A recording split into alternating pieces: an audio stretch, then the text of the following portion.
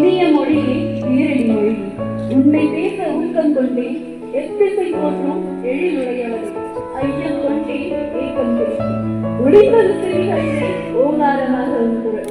தமிழ் தாயே, உயிரிழத்தால் உயிர் கொடுத்தாய், இன்று நீ வாய்மொழிக்காக வாய்ப்பளித்தாய். சகுரதேவர்கள் சொன்னார்கள், பூஜ்யத்திற்கு மதிப்பு இருக்கிறது என்று கூறிய வேண்டுமானால் ஒரு தனி மனிதராக இருக்கலாம். அந்த பூஜ்யத்திற்கு மதிப்பு வேண்டும் என்றால் அது மற்றொரு பெண்ணுடன் சேர்த்தால் மட்டுமே அதுக்கு மதிப்பு.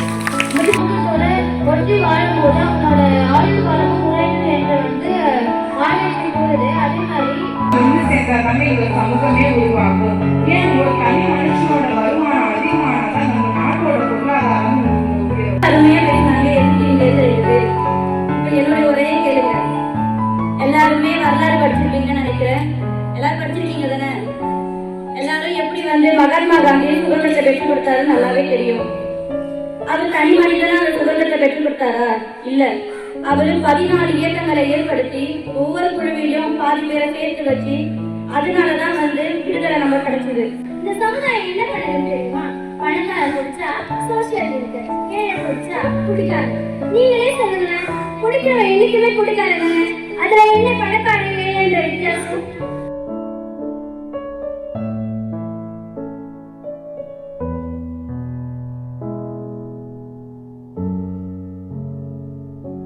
அந்த சமுதாயம்தான் ஒரு மிகப்பெரிய சாதனையை உருவாக்கி காட்ட முடியும்.